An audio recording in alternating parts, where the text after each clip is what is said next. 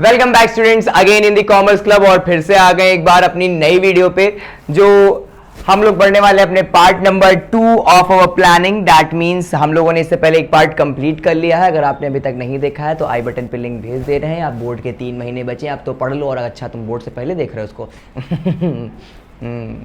खैर कोई बात नहीं, ठीक है। तो सिंपल कहने का मतलब है कि सेकंड पार्ट पे आ गए।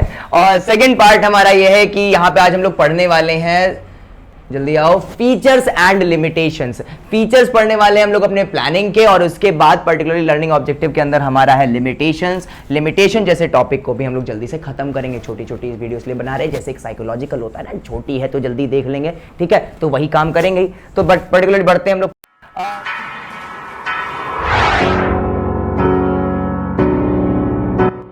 फीचर्स अगर देखें हम लोग के पास तो 7 टाइप्स ऑफ फीचर्स अवेलेबल है हमारे पास इस प्लानिंग चैप्टर में। और हमारे पास जो 7 तरीके के फीचर्स हैं उसमें सबसे पहला है आपका planning focuses on achieving objective. Planning is primary function of management. Planning is pervasive. Planning is continuous. Planning involves decision making. Planning is futuristic और planning is a mental exercise. एक एक करके सारी चीजें खत्म करते हैं। चलिए तो सबसे पहले आ जाते हैं हम लोग अपने पहले फीचर पे। That means planning focuses on achievement या फिर अचीविंग ऑब्जेक्टिव। प्लानिंग ऑब्जेक्टिव्स को कंप्लीट करने के लिए काम आता है।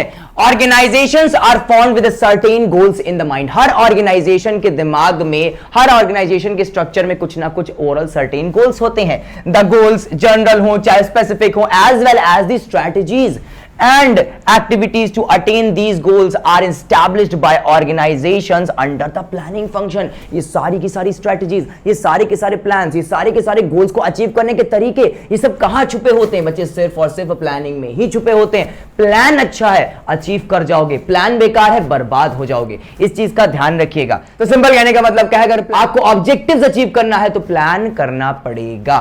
नेक्स्ट बात करते हैं, planning is a primary functions of management. Simple कहने का मतलब है प्लानिंग एक प्राइमरी फंक्शन है। दैट मींस हर फंक्शन के सबसे पहले प्लानिंग ही होता है। Planning, organising, staffing, directing and controlling, फिर अगेन प्लानिंग होगा।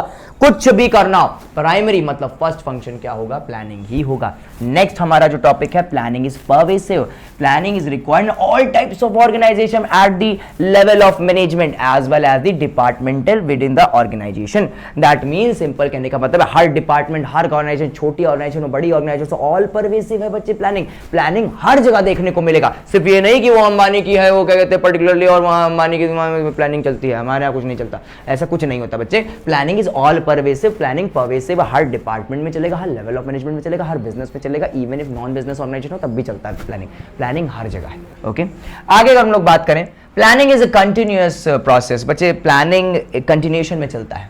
आज प्लान करके कल छोड़ नहीं सकते। आज प्लान किया, एक हफ्ते तक चलाएंगे, उसके बाद छोड़ देंगे, गलत है। Planning is a continuous process. Planning is a cycle linked with planning continuity.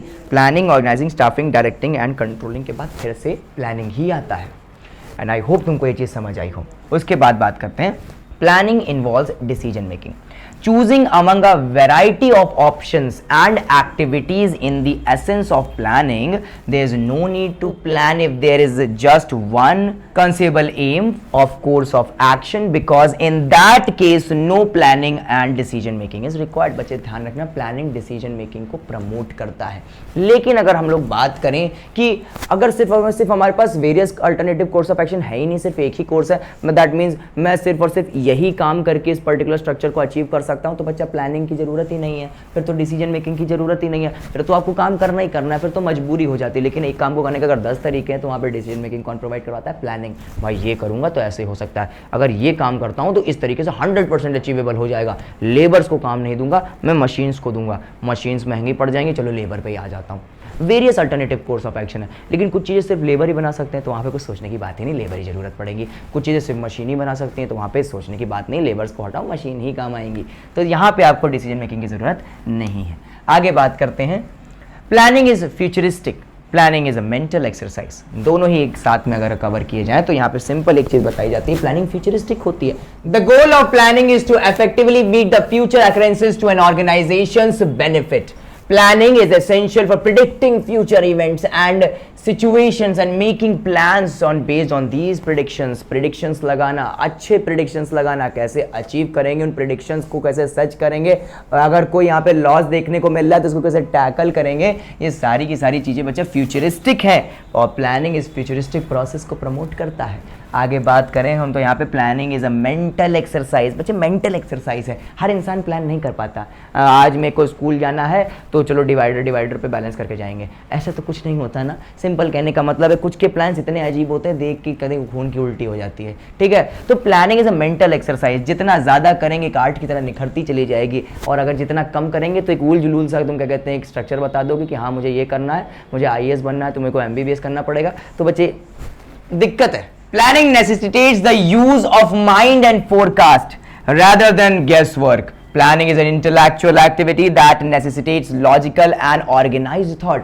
बच्चे यहाँ पे बहुत साफली, यहाँ पे साफली तो नहीं, यहाँ पे बहुत क्लियरली लिखा हुआ है, साफली मेरा नया वर्ड हो गया, ओके। तो सिंपल कहने का मतलब क्या है बच्चे, यहाँ पे बहुत क्लियरली लिखा हुआ है कि यहाँ पे आप सिर्फ थॉट वर्क नहीं करना है, यहाँ पे क्लियर एस्टिमेशंस लगाना है, सिर्फ यहाँ पे गेस आउट नहीं करना है, यहाँ पे पूरा का पूरा क्लियर वर्कआउट फिगर करना है। That's it about it. तो स्टूडेंट्स आ चुके हैं अपने नेक्स्ट टॉपिक पे, that is our limitation of planning. और देखें यहाँ पे हमारे पास कुल कितनी लिमिटेशंस है, तो ओवरऑल 6 लिमिटेशंस आपको देखने को मिलती हैं। सबसे पहला planning leads to rigidity, planning may not work in the dynamic environment, planning reduce creativity, planning involves huge costs, planning is time consuming and planning does not guarantee success। वहां पे positive facts देख लिया, अब यहाँ पे हम लोग कुछ नेगेटिव फैक्ट्स के बारे में भी बात करने वाले हैं, जिसमें सबसे पहला है हमारा प्लानिंग लीड्स टू रिजिडिटी।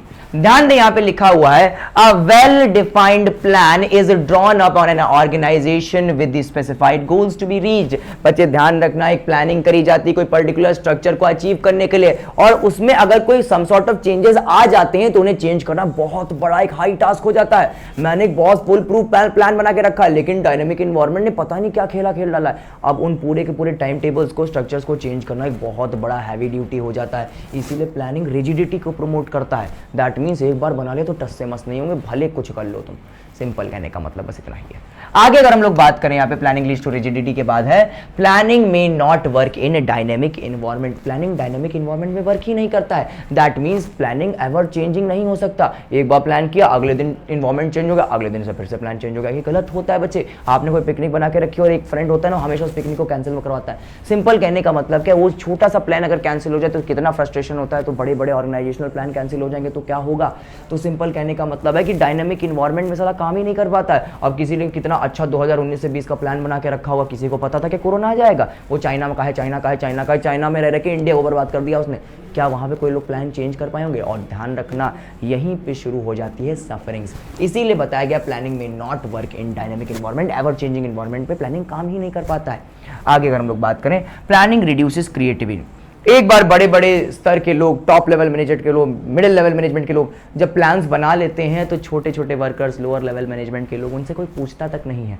जिससे क्या होता है कि क्रिएटिविटी कहीं ना कहीं हैम्पर हो जाती है। एक इंसान के क्रिएटिव होने से कुछ नहीं होता जब तक पूरा का पूरा स्ट्रक्चर ही क्रिएटिव ना हो। तो यहाँ पे वही चीज़ बताइए, प्लानिंग रिड्यूसेस द क्रिएटिविटी। यहाँ पे क्रिएटिविटी क्या हो जाती है, रिड्यूस होने लगती है। आगे अगर हम लोग बात करें तो नेक्स्ट लिखा हुआ है प्लानिंग इन्वॉल्व्स ह्यूज कॉस्ट। बच्चे ध्यान रखना, प्लानिंग करना एक छोटी मोटी बात नहीं होती। प्लानिंग के लिए एक अलग से डिपार्टमेंट बनाना पड़ता है, अलग से कुछ लोगों को हायर करना पड़ता है जो इसी फील्ड में एक्सपर्ट हों। Planning involves huge cost. इन सब में बहुत पैसा लगता है और इनकी रिसोर्सेज को कलेक्ट करने में भी बहुत सारा पैसा लगता है।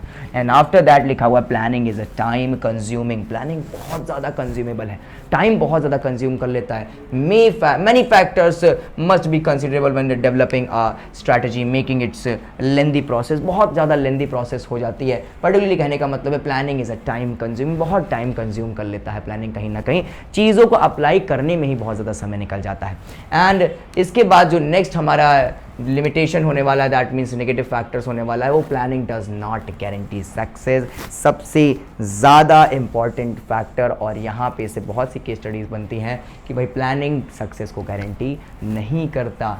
Only carefully planned and implemented plans can lead to success. All the plannings will never lead to the success point. आपको यहाँ पे जान के थोड़ा सा हैरानी होगी कि बड़े बड़े प्लान्स भी फ्लॉप हो जाते हैं। बड़े बड़े फुल प्रूफ प्लान जिनके पीछे बहुत प्लानिंग लगी, जिनके पीछे बहुत ज़्यादा पैसा लगा है, वो सारे स्ट्रक्चर भी कोलैप्स हो जाते हैं। तो बच्चे, planning does not guarantee success. I hope तुमको ये चीज़ समझ आई हो और हमारा इस दूसरी वीडियो का अंत होता है। और बच्चे ध्यान रखना, अगर इससे पहले तुमने वाली वीडियो नहीं देखी है तो देख लेना, और इस वीडियो को भी अच्छी तरीके से अगर तुम समझ गए हो तो बढ़ते हैं इसके नेक्स्ट टॉपिक पे with third video of this chapter planning. I hope तुम्हें कॉमर्स का काम अच्छा लग रहा हो, और अगर तुम्हें अच्छा लग रहा है तो डू लाइक एंड सब्सक्राइब कर दीजिए। 500 के बहुत ज़्यादा क्या कहते हैं, पर्टिकुलरली हम लोग पड़ोस में हैं, ठीक है। लाइक एम रखते हैं हम लोग, इस बार का लाइक एम रखा जाता है, मान के चलिए 100 लाइक्स, एंड आई होप आप ये 100 लाइक्स कर देंगे। मिलते हैं